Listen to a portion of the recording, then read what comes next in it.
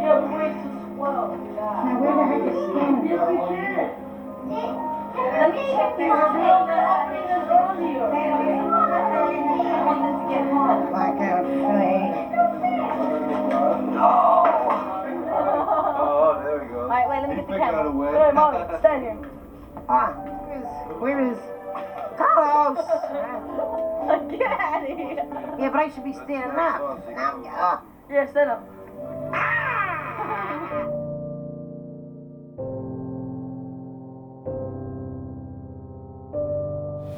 This is getting old.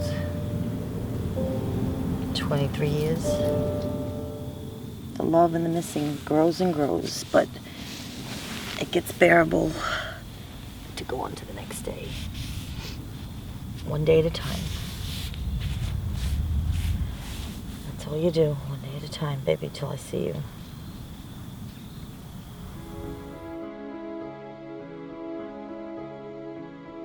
That hospital had always had a bad reputation for malpractice. There'll be more cases if nothing is done to change the way the hospital is run. It's exactly what I was saying about my son. And that's why they didn't fight, because they knew they were wrong. It had other things happen over the years prior to when my son was in there. But look at all these articles about Kings County the same year that they killed my son. Oh yeah, that hospital was a hot mess. That's why we didn't want him there. But we had no choice. We were getting ready to go to the hospital when the phone rang. And that's what the doctor said, that I have some bad news for you.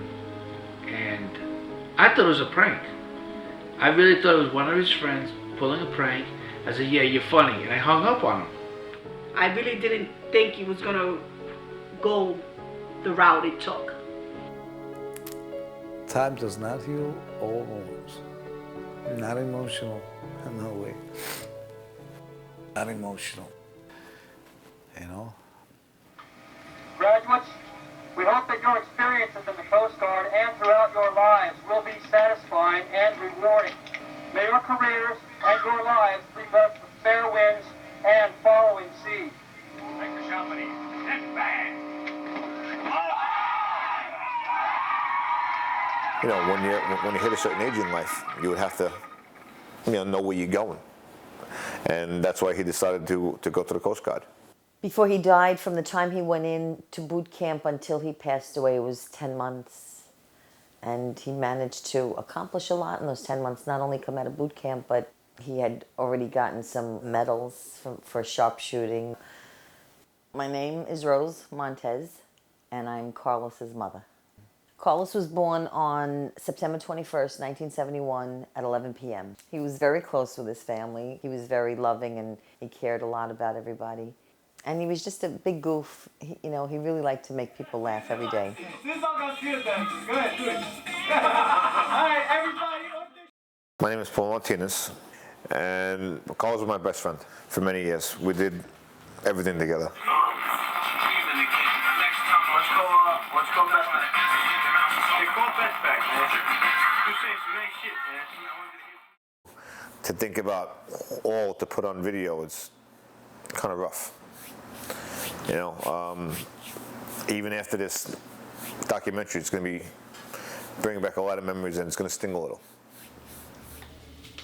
Wow. There's another article from Kings County from October 91. There was so many Another different one. cases. I'm Yeah. like, Yeah, see? This is about Yankel Rosenbaum. Did he die of neglect? And then it says here that the state scolds the hospital in his death. Hey. Yo, Carlos, Peter, turn around. Get that stuff out of the way, though. Alright, first let's take the kids. Don't get. Get. I'm going to get Wait. Out of the way. I'll take the baby. I'm going to get you. Yeah. Go right there. And Mom. I'm going to get you. I'm not going to miss. Wait, take the picture. I'll come in with you. Put the Danielle. Yeah. Football, that is good, baby. Look at that face. My name is Peter, and Carlos is my older brother.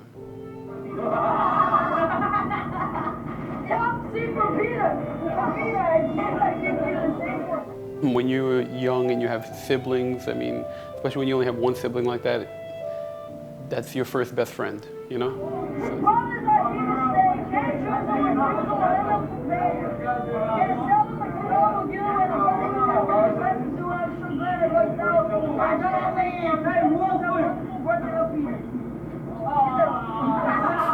My name is Oscar Montez. I'm Carlos's stepfather. He had a good heart. He cared about people, even at the young age. That's what I admire most about him. Because today's your birthday, it's a perfect time to say that you always thought of in a very special way, of course. And with these thoughts come wishes for good luck, good health, and cheer, not only now, but every day throughout the career. Happy birthday. My name is Carmen Gonzalez, and I am Carlos's stepmother. We were always joking, pulling pranks on each other. I mean, we were a hot mess. My full name is Carlos Gonzalez. I had the pleasure of being Carl's dad for the 19 years that he lived. The phone call that I received to inform me that he was in the hospital came from the commanding officer of the Coast Guard base. He said to me, "I have some news for you. Your son was involved in an accident." Carlos and I, we flew to Kings County and beat the ambulance there. You figure an ambulance would beat you to the hospital, but we beat the ambulance to the hospital. So as we're standing waiting and asking questions, they're wheeling him in. They let us go to him. He was all bloodied up. He had glass all over the place. And he goes, "I'm okay. It looks worse than it is." Basically, it was a horrific sight, but we were glad to see that he was okay. But we didn't know about the leg injury until a little bit later when they told us they were going to take him for x-rays and stuff. I had no idea because I was at work. I never got a call.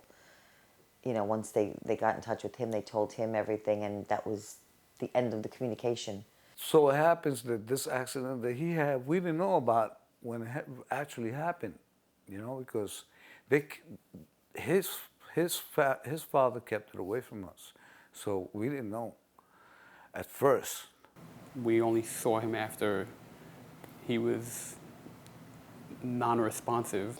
I found out 4 days after the accident that he was in the hospital.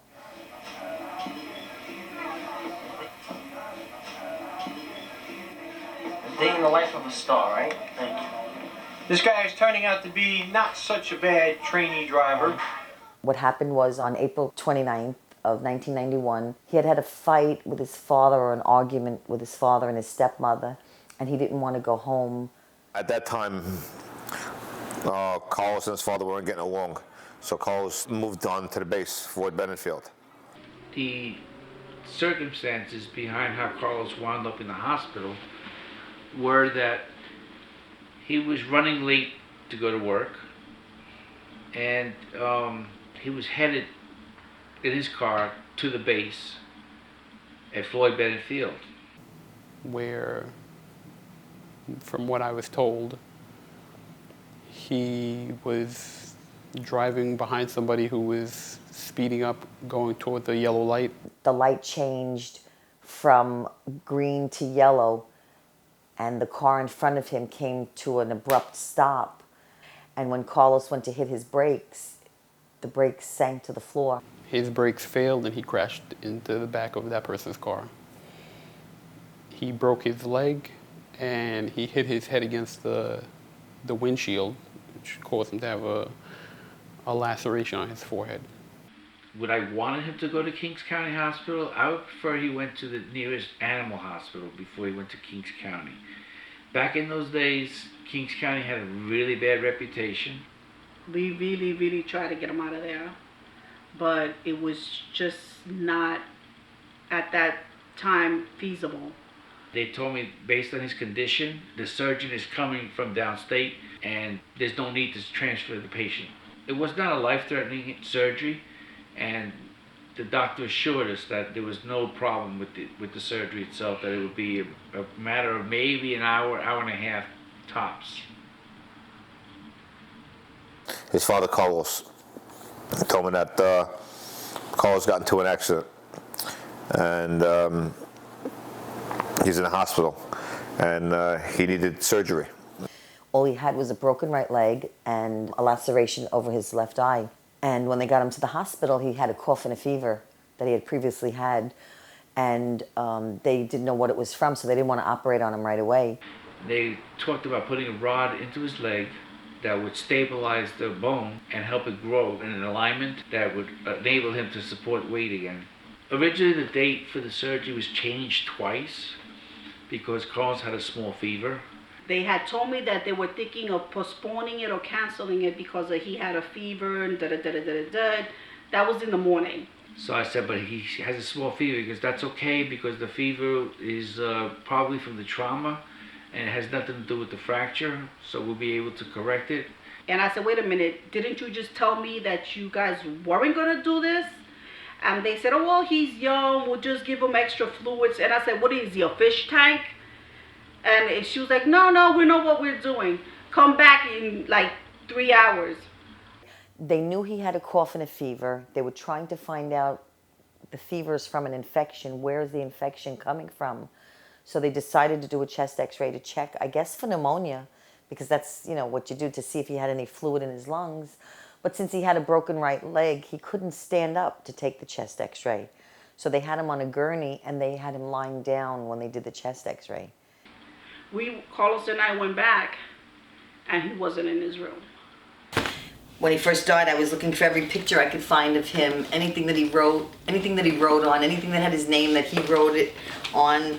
I just had to get it and put it together and just keep it separately so that I had everything of his, because I had to try to get everything I could of his close to me again to try to feel him. And you know, you do crazy things when something like that happens because you just want to bring the person, you want to keep them with you. Well, these pens, I haven't looked in this suitcase in about 17 years. It was just myself and Carmen. We were the only two people that were in there that we knew about the surgery. I asked Carlos if he wanted me to tell his mother, and he said, no, I don't want her to know. I don't want to talk to her. I don't know what was going on. I didn't ask, and I guess back in those days, it was hostility between his mother and myself, so I didn't want to pursue it with him. It wasn't chronologically as it happened. You know, when we found out about it, he was already in the hospital. My understanding that I remember, he was already, you know, in a coma. We had to go back, you know, to how it happened, you know. We had to get it explained because we weren't there. When we should have been there, the first minute that ambulance rolled into that hospital, we should have been there. The day that my son was operated on, May 2nd, although I didn't know that he was being operated on, that he was in Kings County Hospital being operated on and then suffering cardiac arrest that night, that same night, May 2nd, I was in Maimonides Hospital with my mother because she had been suffering chest pains all day. And at the same time, I didn't know it, but my son was in Kings County Hospital suffering cardiac arrest. And the next day, that morning, I had woke up late and I was getting ready to go to school. And for some reason, my mother told me I didn't need to go to school. It was towards the end of the school year, and then I remember her, hearing the phone ring, and I can hear what she was talking about.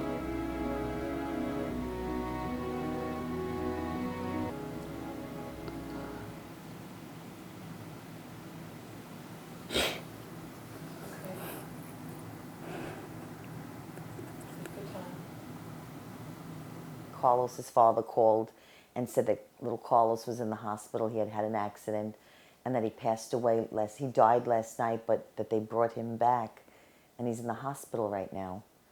And I couldn't believe what I was hearing. All right, so I can hear her on the phone speaking, and I don't exactly remember what she said, but I knew that something was wrong. I was screaming over the phone, repeating what he was saying because I couldn't believe it, and asking him why he didn't tell me. And so You know, everybody heard me. My mother was only notified after he had surgery on his leg, and then after he went into cardiac arrest and passed away, and then they revived him, and then he was on life support. You don't know what's going to happen regardless. And I think the mother and the father both should know that their child's in the hospital. A mother should never be in the dark, and neither should a father. If it was my decision as to when to tell her, Carlos and I, the night before he had surgery, discussed that. And he said to me, he goes, Dad, you don't have to tell her anything. I will take care of it when it's all over. Had the circumstances been reversed and I had gotten that call that day, regardless of what Carlos would have said to me as to whether he wanted his father to know or not, I would have told him, my responsibility is to tell you, Father. I need to notify him that his son's in the hospital. It's only the right thing to do. You want me to explain if I would have told Rose about Carlos's condition had he not made me promise not to tell? And the answer to that is no, I would not have told her, because my word to Carlos was more important than letting Rose know something that's going on. You don't make promises. You don't make promises, or you break promises when it comes to something like that, because we have rights. You know, that's how he respected me, by not telling me my son was in the hospital. And I would think that as a person, as a father, you would be responsible enough, be a responsible adult to let the mother of somebody who's injured, let the mother know that her son or her child is in the hospital. You know, I mean, it's the least you could do is just let her know that he's in the hospital and not wait until it's too late, you know. Rose was very insignificant in that decision. She may think that I was trying to get even or try to punish her. Never even crossed my mind. As a mother, that was the reason why I got on his case. You know what I mean? Let her see her son.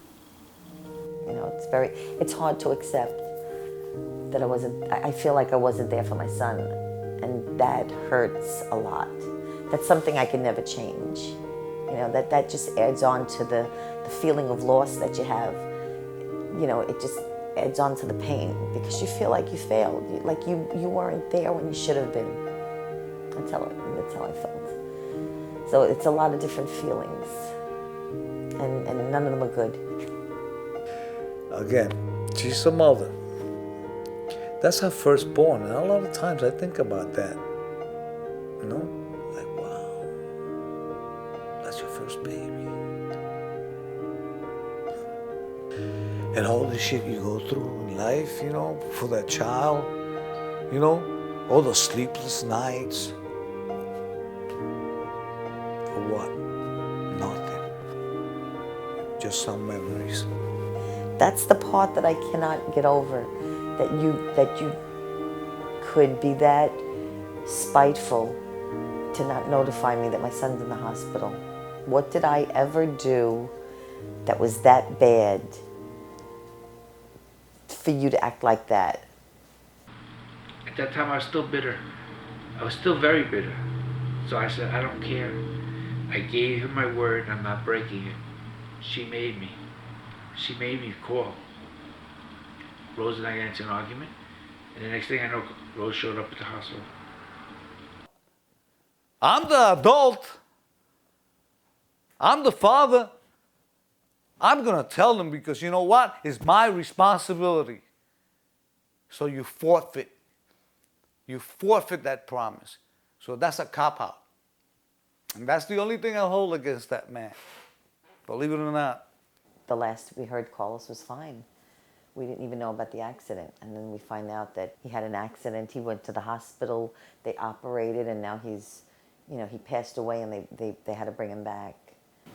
Before performing the surgery to repair the broken leg, they did a chest x-ray of him, but he was laying down. So they couldn't see the fluid in his lungs because he was, at the time, he had walking pneumonia and he didn't know.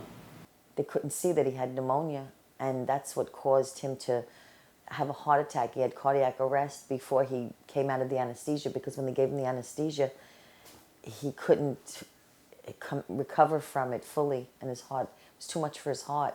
Which the anesthesia mixed with the pneumonia is what caused everything to kind of tailspin and go out of control. So he went from having just a broken right leg to going into full cardiac arrest and dying, and then having to bring him back. They grabbed a doctor that would happen to be on the floor just to code, and the doctor brought him back. That's how he wound up in ICU.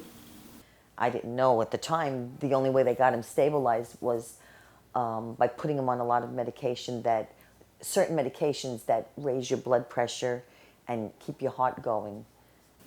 You know, it's just mistakes that people make. There's a lot of blame to go around. There's a lot of blame. He was unresponsive. He blew up to double the size from all the medication that he was on, and I guess that when you're in a coma, you can hear things, but you can't respond to them. So as me and Christine were talking to him, you would see actual tears roll down his eyes. One of the nurses there was very nice, and I would say to her, you know, how's he doing, every day? And she'd say, he's not doing good. And I said, okay, you know, but, you know, do whatever you need to do, you know, to save him, you know, don't give up on him.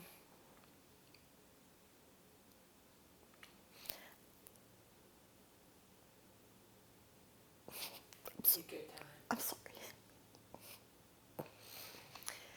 And during the night, before the doctor came to me in the morning, during that night, it was about 2:30, and I said to his stepmother, I said, he doesn't look good.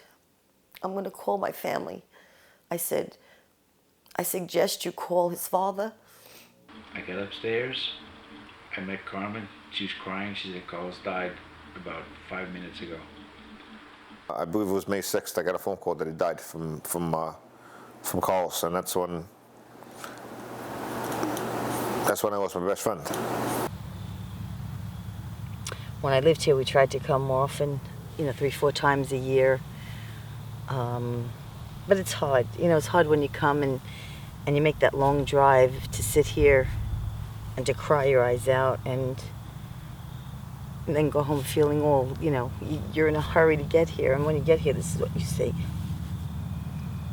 And it's not easy.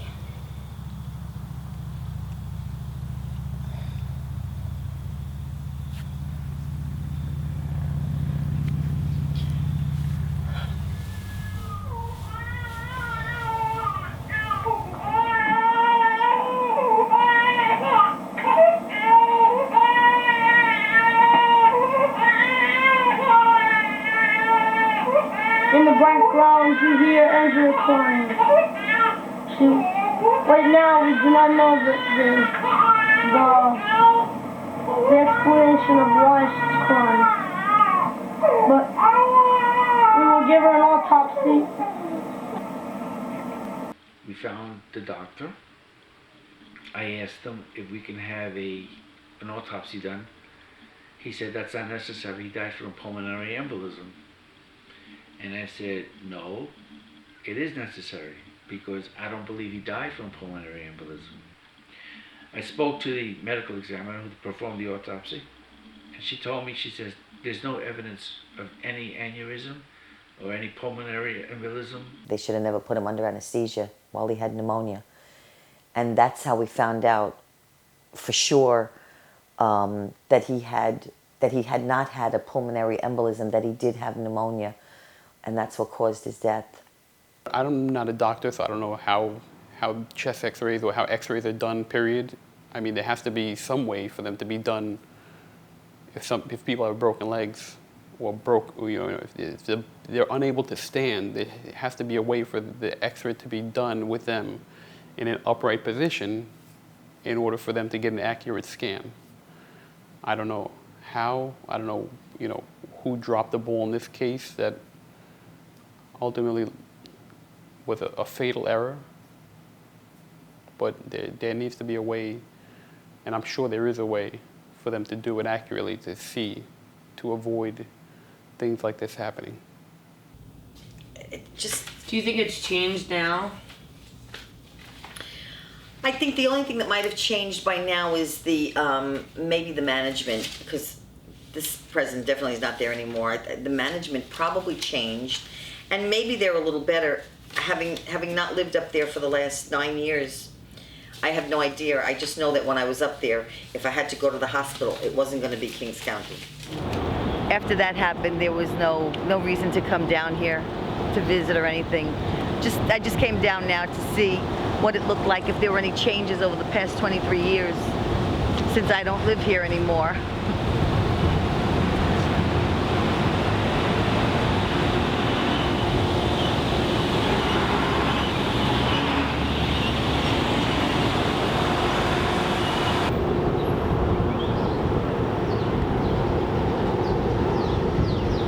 This is exactly the building that we went in when he was here.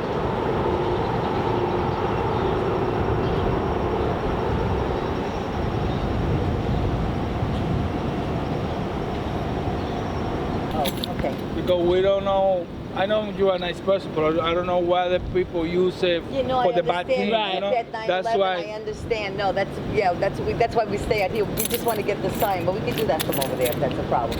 Sure. Okay. Thanks so much. Thank you. I see you, but I know you do a lot. So. Yeah. After this, I really don't know anything that would happen to the doctor. The only thing that I know for a fact that the orthopedic surgeon who operated on him had been fired from 2 other places. And obviously downstate also wound up firing him, and I don't know what ever became of him, nor do I really care. He goes under somebody who's supposed to be taking care of him and negligently terminates his life. How ironic is that? How? How do you explain that to me? I mean, somebody's supposed to check and make sure that you're well enough to get anesthesia. That's the only reason why, the surgeon has blame on my part, as far as I'm concerned, is because you have to make sure that your patient is well enough to be put under before you perform any operations on them. You make sure that they're well enough to be put under, and he failed to do that. The team, no. They had nothing to do. They were trying to save him and help him. The only one I could feel responsible for the whole thing was the anesthesiologist. So why would you operate on him? I understand that you thought you had everything under control, but obviously you didn't. So I blame the nurses, I blame the anesthesia guy, and I blame the doctor because he was in such a damn hurry to go his ski trip. And he didn't want to wait. He was leaving that night, Thursday night, to go on vacation. And he didn't want to wait until Monday when he came back to operate on my son. He wanted to get the operation done with now. And he decided, well, we don't know what the cough and the fever is from, but he's 19, he's young, he's strong, he's in the Coast Guard. We'll do the operation anyway. It came out in the lawsuit. That's what it really did, because we sued them. We sued the surgeon. We sued them. So I did contact an attorney, and the case went on in the courts for a few years before they started to talk about settling the case. And I didn't want to settle the case because it wasn't the money that I was after. It was the notoriety that I wanted to give the hospital and let people know that they should be careful of, where they bring their family members, if they want good quality care for them. But as time went on, and we were drawing nearer and nearer to a possible trial, I started to realize that to go through that whole thing again and to relive everything moment by moment and to have to sit on a court stand and tell my story might have been too hard for me. So we decided to settle the lawsuit out of court. I resented the person driving the car ahead of him that caused the accident. I resented the anesthesiologist. I resented the X-ray technician, the doctors, anybody and everybody I resented. We talked a little bit when it first happened because it was such a state of shock. We just couldn't believe it, and that's what we would, talk about, the fact that we couldn't believe that it happened. And then Peter just shut down. It's like living in a nightmare, and you just feel numb. For a long time, I didn't want to speak about it because it hurt too much. It made me almost not even want to live anymore. You question your faith when things like that happen. In my mindset, that didn't work. My prayers didn't work. I said, how could God do this? Why would he take my son? I never got to grieve because for me to grieve would be to cause other people, pain, and I don't want to put them there. You know what I'm saying? I'm trying to help them not forget, but to put it aside. And in doing that, then I don't have time for me, and I don't want to talk about it because it's like opening a wound, So I just have to keep it to myself. You get to a point where you just have to say, I know I'm not going to be productive to myself or to anybody else in life holding this resentment towards people. It's going to make me an ugly person. It's going to make me a negative person. I just don't want to feel that way. I had 19 years to know what that funny kid, was about and how he changed my life. And now that I look at it, that I was allowed to have him for 19 years, I thank God every night when I go to bed and I say my prayers. I thank him for having 19 years with my son. Over and out, we will resume recording. And here is Oscar. He has come in with 2 boxes of love. And my mother, my darling mother. It's still hard. It's still hard. And the memories are good. But they hurt. Sometimes, see, I get to hold it for a while. And then it comes to a point where you can't hold it anymore. And I'm trying to, it's just, it's just hard. Because you start to feel the pain, the time. You realize that 23 years have gone by. But it's not going to end. Because if it hasn't ended in 23 years, it's never going to end. You're never going to have the end of missing him. Carlos! That's everything and anything. Carlos, let me see Gooby. Carlos for everyone. Come on, you big. Hey. Nah, don't do that. You might break. All right. Yeah, you gotta get my head, Anthony. You got the skyscrapers. You didn't get this. Hey, man. Yeah, let me get your Get hand, this, man. all right? You got this? Yeah, go ahead. Hand around, baby. What? You got sit Keep going. Oh, yeah, I got it good. All right. Yeah, I never got to see my skyscrapers on film. I gotta see that. Yeah. I'm still trying to make an excuse for his father as to why he didn't call me when my son was in the hospital. So yeah, I'm angry at his father for not telling me. But at this point, 23 years later, I can't do anything to change it. I can't do anything to go back in time and see my son. And even if I could be there before he died, would that have changed anything? There's not a day that goes by I don't think about the kid. I'd always think, where would our friendship be? And I would imagine that we'll still be best friends if he were alive. I miss the kid. I really do. I had the pleasure of having him in my life for 19 years. Mm-hmm. Better than not having him at all. Celebrate his life and exactly the good times that you guys had. Yeah. You ever heard the phrase that says it's better to have loved and lost than never to have loved at all? And I sort of relate that to it's better to have had him and lost him after 19 years because I got to know him, I had him in my life for 19 years, than to never have known him at all. If I could tell Carlos anything, it would just be that I love him and I miss him, and I hope to one day see him again. I talk to Carlos every day, so there's no, what would it be? I feel I speak to him every day. You know, I always felt like I had the love of my family, and that's what gets you through, you know, the love of your family. And today, the biggest thing that gets me through whenever I'm depressed or whenever I'm having a bad day is just being around the grandchildren. I mean, my grandsons or my granddaughters. When I'm around them, it doesn't matter if it's 1, 2, 3, or all of them. It doesn't matter. Just being around one of them or all of them, it puts you in another world, and it makes you just forget about everything. There are no problems.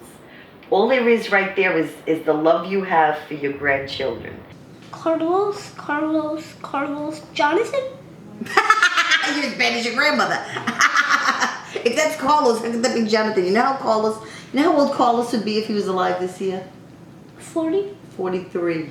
He'd be 43 in September. So that can't be Jonathan if that's Carlos. And who's that? I'm not. Who does that look like?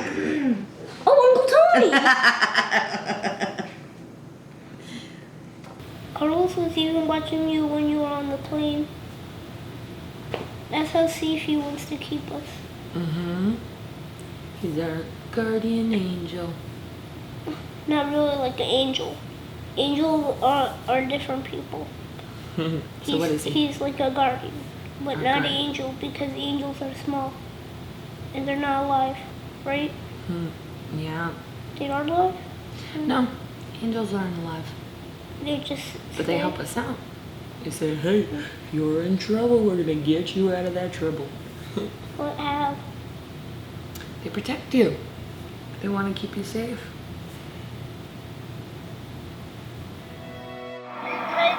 Yeah, it is.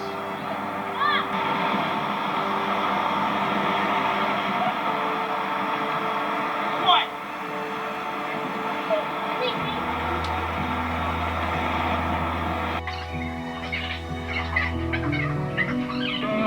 Say goodbye, Carlos. Wait, don't hit it yet. Testing, 1, 2, 3.